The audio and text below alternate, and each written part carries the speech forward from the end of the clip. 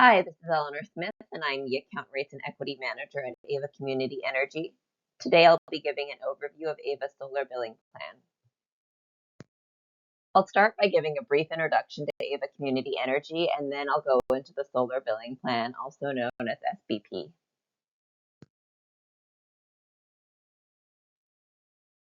First, an introduction to Ava Community Energy, because many of you may be from unincorporated San Joaquin County, who will be joining our service in May 2026.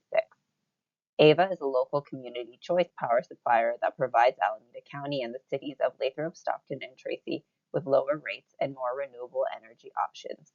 As a not-for-profit public agency, Ava reinvests revenue back into the communities we serve through local electrification programs, clean power projects, and support for community-based organizations. This is a map of our service area. Ava will begin serving unincorporated San Joaquin County in May 2026.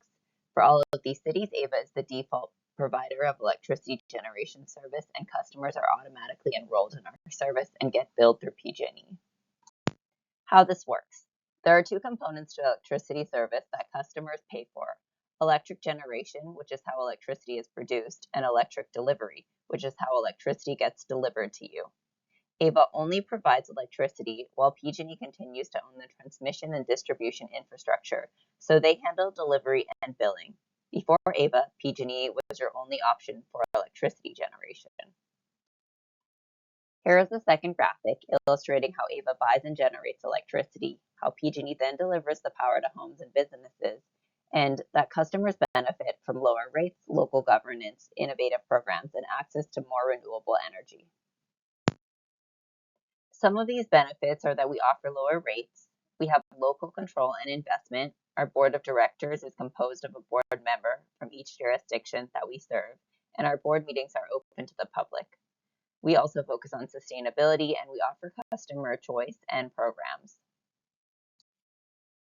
We offer different service plan options. We have a Bright Choice option, which is priced 0.5% below PG&E rates.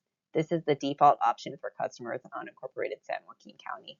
We also have Renewable 100, which is a 100% renewable option and priced 1 3/4 cents per kilowatt hour above PG&E rates. You can switch to this service plan if you prefer, and you also have the option to return to PG&E service if you wish to receive generation and delivery from PG&E. Now I'll move on and provide an overview of Ava's solar billing plan. Here's an agenda of the topics that we'll cover today.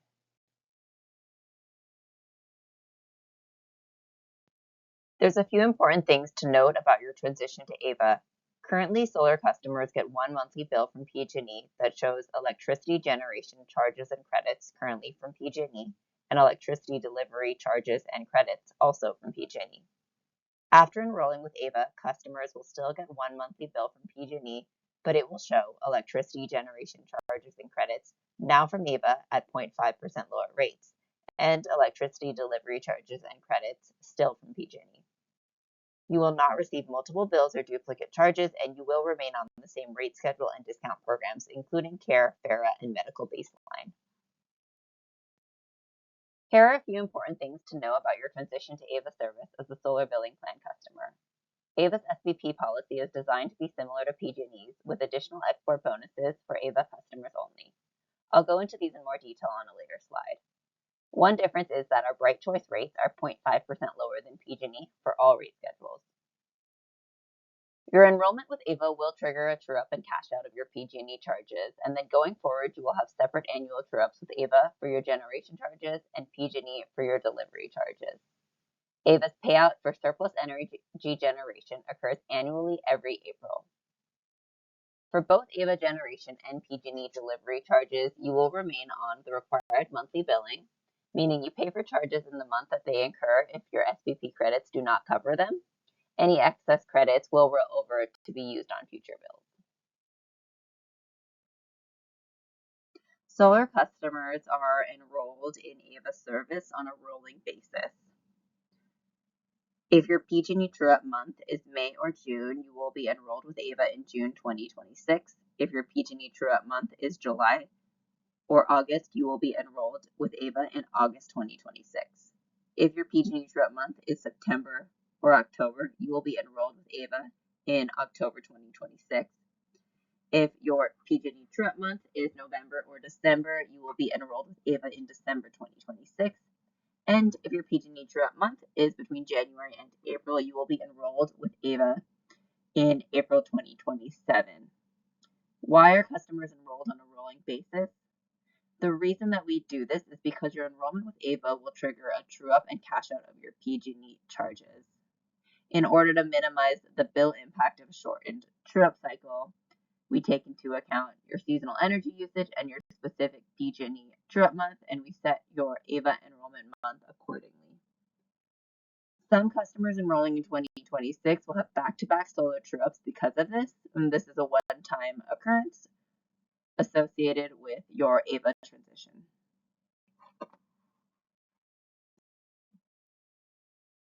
Importantly, do you have a choice in transitioning to AVA service for electricity generation?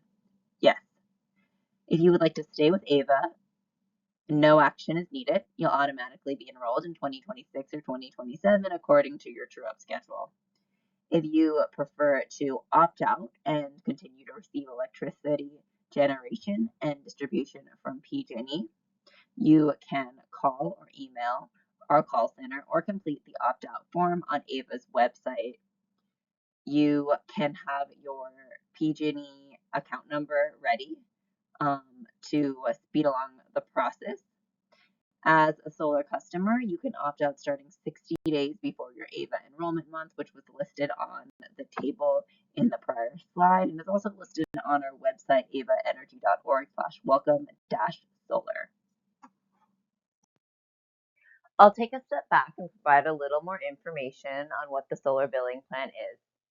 SBP is the successor program to NEM 2.0 for customers with solar panels or other self-generation technologies. Sometimes it is referred to as NEM 3.0 or NBT, the net billing tariff. SBP is intended to fairly compensate customers for excess generation, reduce the cost shift from solar customers to non-solar, and encourage the adoption of solar storage. The following customers are on SBP. New solar installs, so customers with an interconnection application completed after April 14th, 2023, or customers that completed 20 years on NEM 1.0 or 2.0, or existing solar customers who modify and or repair their renewable generator and increase the generation capacity by 1 kilowatt or 10% of their current system size. NEM customers that have completed 20 years on NEM 1.0 or 2.0 will be transitioned to SBP regardless of enrollment with AVA. The below table highlights the key differences between NEM 2.0 and SBP. With NEM, customers can be on any TOU rate. With SBP, customers will automatically be transitioned to the electric home ELEC rate.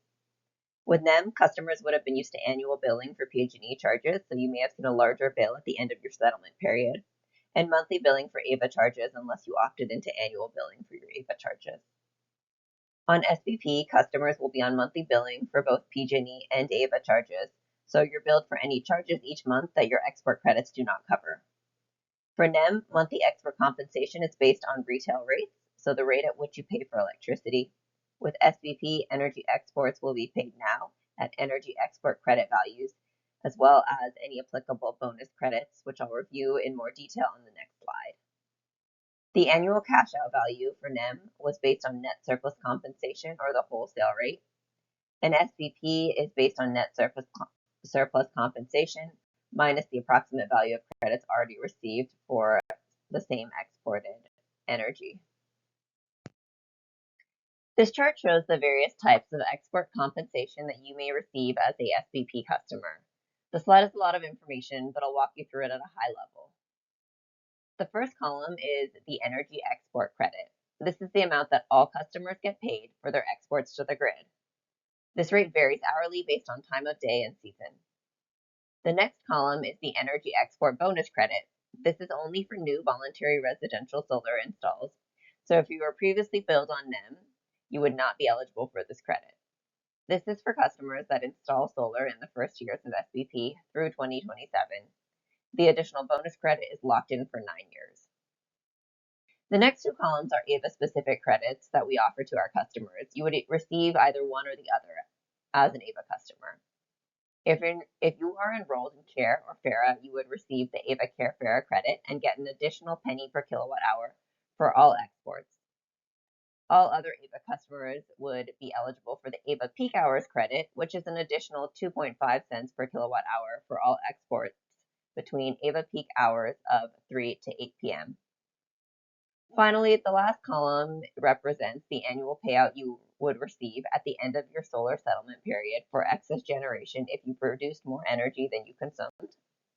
The value is calculated by taking the excess kilowatt hour and multiplying it by the net surplus compensation rate minus the approximate value of export credits already received for that same energy. Now I'll go into more detail around the export credits that we discussed. The first is the energy export credit that all customers get for their solar exports. This varies by hour and season and reflects the value of the power provided at that time. If you look at this chart, you'll see three different colors. The highest credit values are represented by green and typically occur between 4 to 9 p.m., and the lowest credit values are represented by gray and typically occur between 10 a.m. and 3 p.m. when there's already a lot of solar on the grid. You may be wondering how you can export between 4 to 9 p.m. when the sun is setting. This would typically be for customers who have a battery and can discharge between peak hours and potentially get higher credits. Next are the bonus credits, which are on top of the energy export credits that we just discussed. The first bonus credit that I'll talk about is the energy export bonus credits, which are available to both AVA and PG&E customers, and again, these are for new voluntary residential installs that are intended to incentivize early adoption on SBP. The rates vary by the year that you interconnect and also on whether you are enrolled in CARE for FARA or live in a disadvantaged community. The bonus export rate will be locked in place for you for 9 years. Second, we have the AVA-only export bonuses. AVA offers additional AVA-only export credits to its customers, which are meant to encourage exports when most valuable to AVA customers and help low-income customers. You will either receive a AVA CARE FARA credit or an AVA peak hours credit. I'll talk a little bit more about what your SBP monthly billing statement will look like. Imports and exports from your solar system are charged and credited separately.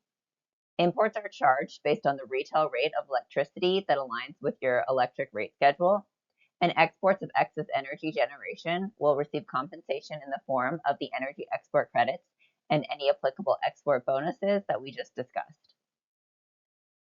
The charges from your imports and the credits from your exports are summed each month to calculate your monthly bill.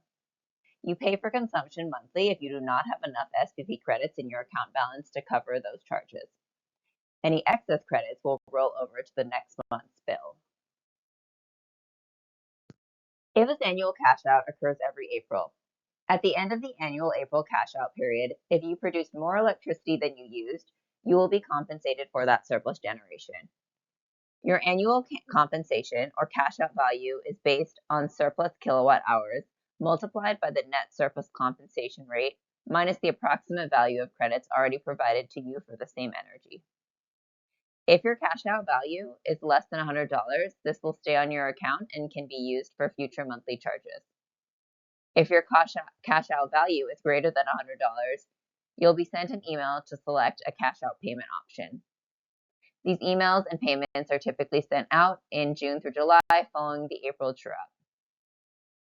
You'll also have a separate true-up with PG&E for delivery charges and credits, which will most likely occur in the month that you transition to AVA service. Thank you for watching this presentation.